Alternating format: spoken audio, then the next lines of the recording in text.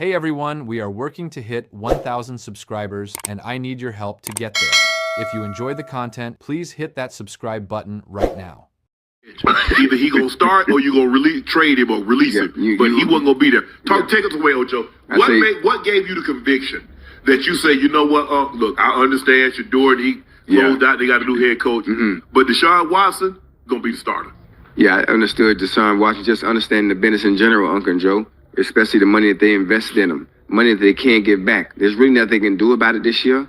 What he's making is what he's making. So if he's making that and he's actually healthy this time and there's nothing wrong with him, Uncle Joe, he's going to be in there as a starting quarterback. People should know that from the outside looking in. You know, very well maybe. Goddamn young, God damn it, slipping my goddamn mind. Who that, Shedeur? Shedeur probably will be the quarterback of the future.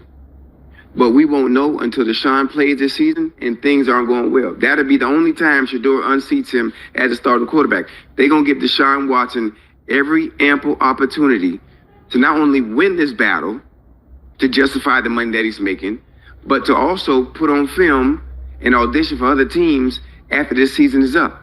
Because obviously he won't be with Cleveland next year, Joe. You know? And unless he have a hell of a year. But that's what I would be afraid of, Joe. What? I would be afraid of that, Ocho. He has a hell of a year. His injury history. Then what? I give him another 3-year, 4-year deal, $150, $200 million. They ain't gonna want to do that. No, I don't think they're gonna. Because that's the going rate. How old is Deshaun? Yeah. Deshaun's not that old. Yeah, but Deshaun, what is he? 32? If he's that. But they still not gonna do that though. They still not gonna do that. Yeah, this is opportunity for him to be able to show what he can do for other teams that may still be in need of Deshaun Watson is 30 years old, guys. Hold on, Ocho, hold on. You mean to tell me if this man goes out... You see that? You see the look on Shannon Sharpe's face right there? That, family, is what we call the, oh no, not again, face.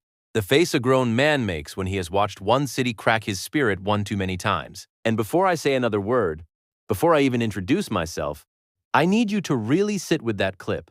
Because that is the energy, that is the exact temperature of the entire NFL world right now when it comes to the Cleveland Browns and their quarterback situation. Shannon Sharpe is concerned.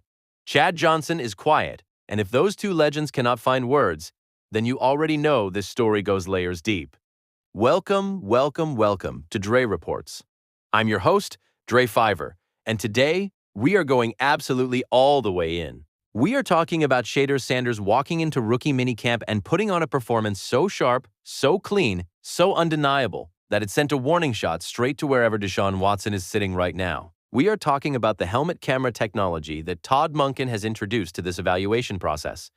A detail so revealing about the new head coach's intentions that it changes how you read everything happening in Berea.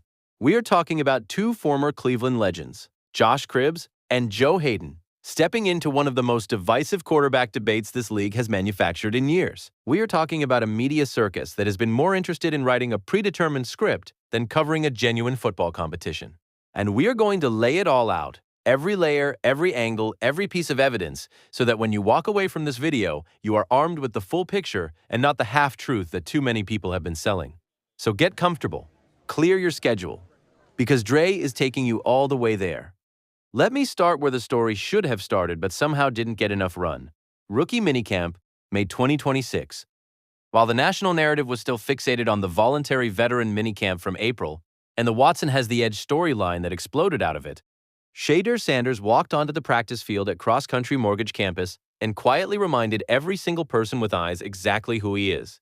According to the QB tracker maintained by ESPN Cleveland, Shedeur Sanders completed 10 of 12 passes for 2 touchdowns without a single interception during 7-on-7 and 11-on-11 team drills on day 1.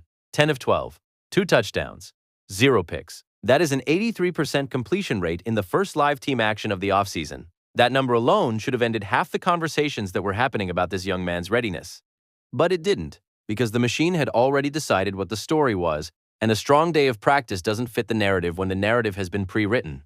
But it gets better, because the completion percentage was just the headline. What was actually happening underneath those numbers was something more significant and more lasting than any single stat line. Shedeur Sanders was out there building real, genuine, in real-time chemistry with Casey Concepcion and Denzel Boston, the two brand-new wide receivers that the Cleveland Browns used 2 of their top 3 draft picks to acquire. These are not depth pieces. These are not developmental projects. Concepcion was taken with one of Cleveland's top selections because of his ability to create after the catch, his quickness, his versatility as a weapon in space. Boston was taken immediately after because at 6'4", he is the type of large-frame downfield threat and red zone target that this offense has been desperately missing for years. These 2 receivers represent Cleveland's commitment to actually building something around whoever wins that quarterback job. And on day 1 of rookie minicamp, it was Shedeur Sanders who was out there with them, syncing up routes, building timing, establishing the kind of trust between a quarterback and his weapons that you simply cannot manufacture in a film room. Now, Dre's personal opinion on this? The timing of Shedeur building that chemistry with Concepcion in Boston is not a small thing. This is not just a good day at practice. This is a competitive advantage that accumulates over time. Every throw Shedeur completes to those 2 receivers is another data point in a trust equation. Every route they run together, every double move they set up, every red zone fade that Shedeur drops perfectly over Boston's outside shoulder is another layer of connection that you cannot replicate in a meeting room. And while Watson may have gotten more first-team reps in the veteran minicamp, and while the national media was busy crowning him the frontrunner, Shedeur Sanders was in the building, on the field, with the new weapons, doing the actual work of building an offense. Deshaun Watson was not there for that. He was not the one throwing dimes to Concepcion in traffic. He was not the one connecting with Boston on the sideline route that only a quarterback who trusts his receiver can throw before the break. Shedeur Sanders was. And every single day that gap grows a little wider. But there is something about this rookie minicamp story that goes beyond Shedeur's performance, and it involves a piece of technology that Todd Monken introduced to this evaluation process that I think tells you everything you need to know about how serious this new coaching staff is about getting the quarterback decision right. As reported by multiple outlets covering the Browns' April voluntary minicamp, Todd Monken had cameras installed directly on the helmets of all 3 quarterbacks during practice. Not sideline cameras, not standard film room footage. Cameras mounted to the helmets so that the coaching staff could see exactly what each quarterback sees in real time. The pre-snap alignment read, the coverage identification, the decision-making process as it unfolds, every eye movement, every scan, every moment where a quarterback processes information and either makes the right call or doesn't. Monken addressed this directly when reporters asked about it. He called it, in his own words, a valuable tool, explaining that it gives his staff a level of pre-snap and post-snap evaluation that you simply cannot get from standing on the sideline watching. That is a head coach who is not cutting corners in this evaluation. That is a head coach who wants data. Who wants evidence? Who wants to know with certainty, not gut feeling, not financial obligation, not media narrative, which quarterback actually processes this offense the fastest and most accurately?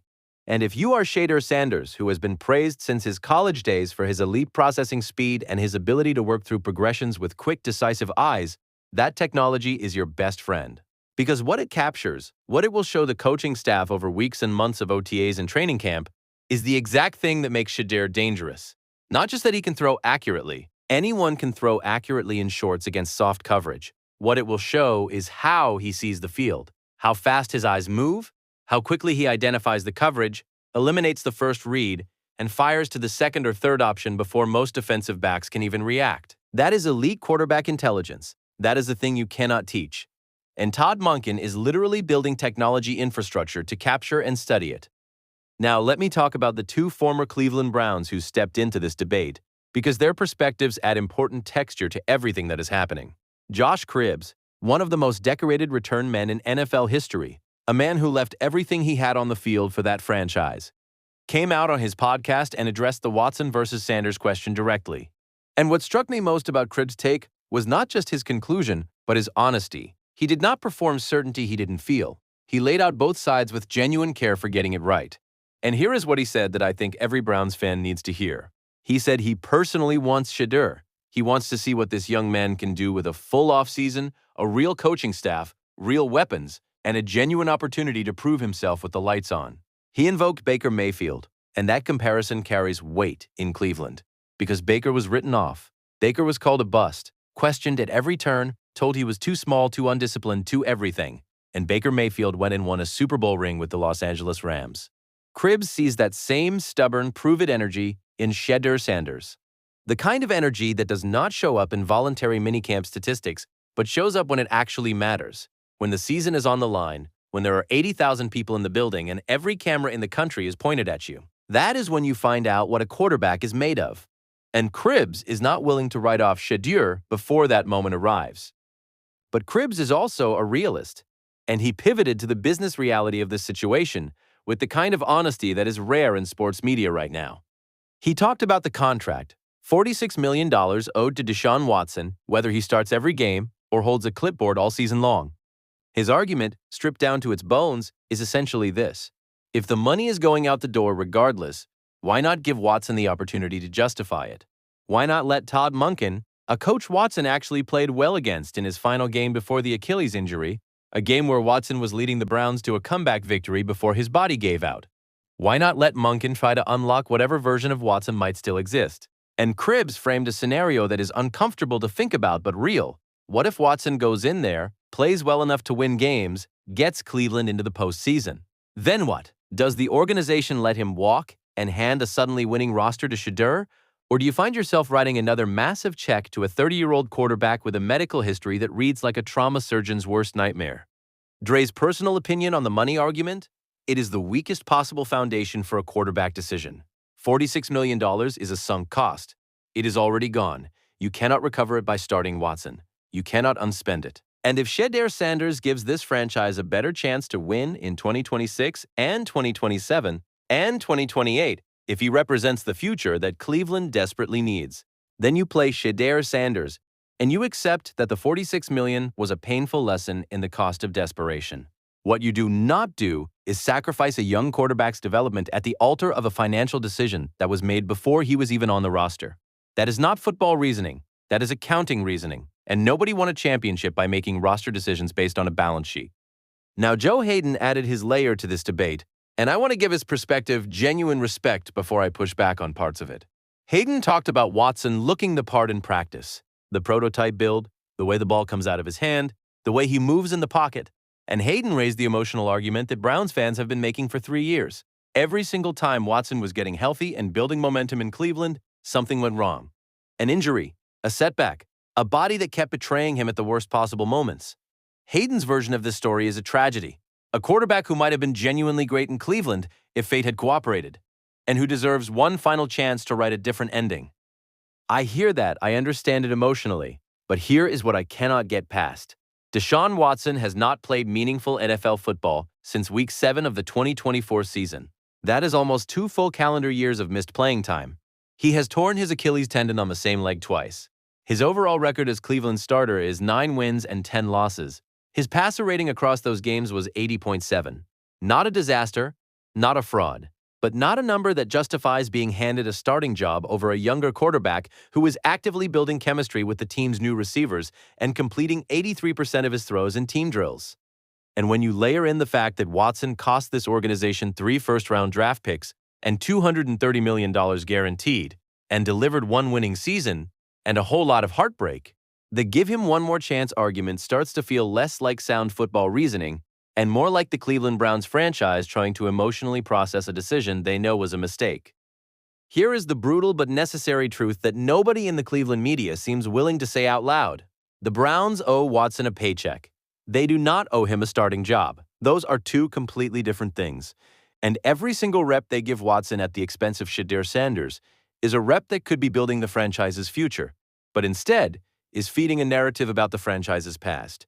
Now, let me address the media situation directly, because it has been a full-scale circus and it needs to be called out with honesty.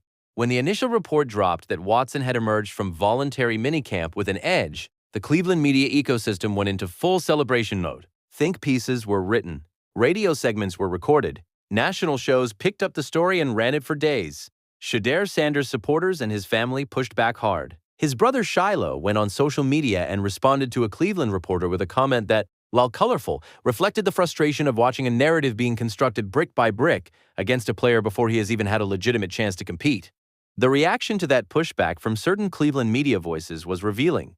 One insider advised Shedeur to tell his entire family to stay quiet and stay out of the quarterback battle. Others used the brother's comment as an opportunity to question the entire Sanders family's professionalism and judgment. and fans pushed back hard, calling it out for exactly what it was. Fans noted that the same Cleveland media that spent 3 years making excuses for Deshaun Watson's injuries, his inconsistency, and his astronomical contract could not extend a single grace period to a fifth-round pick who started 7 games as a rookie and competed. The double standard was loud, and if you don't think that media environment has real consequences for how a young quarterback develops confidence in a new city, you are not paying close enough attention to how this league actually works. Dre's personal opinion? The coverage of Shedeur Sanders in Cleveland has been colored from the beginning by something that has nothing to do with football evaluation. I'm not going to speculate on what that something is.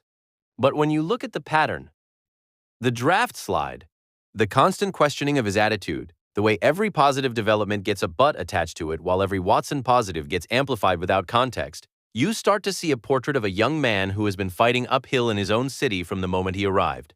And yet, he keeps showing up. He keeps grinding. He turned down a streamer in Miami because he had a starting job to win. He completed 83% of his passes in his first-team drills. He is building chemistry with the new receivers that nobody else in that quarterback room is getting.